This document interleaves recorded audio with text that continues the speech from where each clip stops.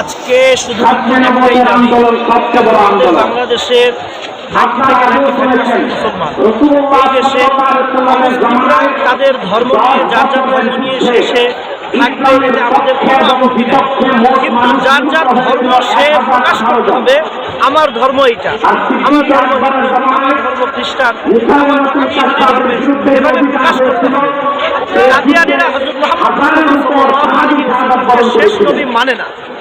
যেহেতু তারা শেষ নবী মানে না, এজন্য আমরা সরাসরি তাদেরকে বলতে চাই যে আপনারা বাংলাদেশের নাগরিক থাকতে পারেন, কিন্তু মুসলমান দাবি করতে পারেন। আপনারা যদি মুসলমান দাবি করতে হয়, আপনাদের সাল্লাল্লাহু আলাইহি ওয়াসাল্লামকে শেষ নবী মানতে হবে, অন্যথায় আপনাদের প্রকাশ করতে হবে, একেবারে প্রকাশ্যে স্বীকার করতে হবে আপনারা মুসলমান না, আপনাদের আলাদা একটা। আমাদের একটাই দাবি, কাদিয়ানীদেরকে রাষ্ট্রীয়ভাবে যেন অমুসলিম ঘোষণা করে, এটাই আমাদের একমাত্র আজকের এই প্রোগ্রাম।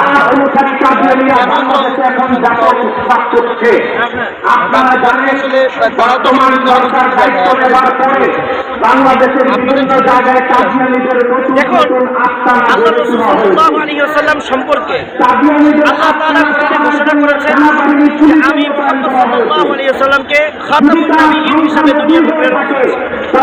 সেই হিসাবে এক কোরআনের আয়াত দ্বারা প্রমাণিত হয়ে যায় নবী মুহাম্মদ সাল্লাল্লাহু আলাইহি ওয়াসাল্লাম শেষ নবী, এরপরে দ্বিতীয় কোনো নবী আর কিয়ামত পর্যন্ত আসবে না। সুতরাং আল্লাহর কোরআনের বিরুদ্ধাচরণ যারা করবে, তারা যতই যুক্তি এবং তর্ক করুক না কেন, যারা আল্লাহর কোরআনের বিরুদ্ধাচরণ করবে, যারা আল্লাহর রাসূলের আনা খাতামুন নবিয়্যিন লা নাবিয়্যা বাদি এই হাদিসের বিপরীত ঘোষণা তারা দিবে, তাদেরকে তো আমরা পাগল যদি বলে আমি দেশের প্রধানমন্ত্রী, আপনারা কি তাকে প্রধানমন্ত্রী হিসেবে মেনে নেবেন? তেমনি ভাবে যে কোনো একজন বললো যে আমি আল্লাহ, আমি রসুল, তাহলে কি আপনারা তাকে আল্লাহ হিসেবে মেনে নেবেন, তাকে রসুল হিসেবে মেনে নেবেন? সুতরাং যাদের এরকম সমস্যা আছে তাদেরকে চিকিৎসালয়ে পাঠানো দরকার, হাসপাতালে পাঠানো দরকার চিকিৎসার জন্য, বরঞ্চ তাদেরকে রাষ্ট্রীয়ভাবে তাদেরকে স্বীকৃতি দেন যে তারা কাদিয়ানীরা কাফের, কাদিয়ানীরা মুসলিম না, এটা যদি ঘোষণা দেন আমাদের আর কোনো প্রোগ্রাম থাকবে না, আর কোনো আপত্তি থাকবে না। সাল্লাল্লাহু আলাইহি ওয়াসাল্লামের ব্যাপারে আমরা সকল উম্মতে মুহাম্মদী একমত যে মুহাম্মদ সাল্লাল্লাহু আলাইহি ওয়াসাল্লাম শেষ নবী, তারপরে আর কোনো নবী আসবে না। সুতরাং তারপরে আর কেউ যদি নবী দাবি করে মুহাম্মদ সাল্লাল্লাহু আলাইহি ওয়াসাল্লামের ঘোষণা, সে হলো কাযযাব, মিথ্যাবাদী।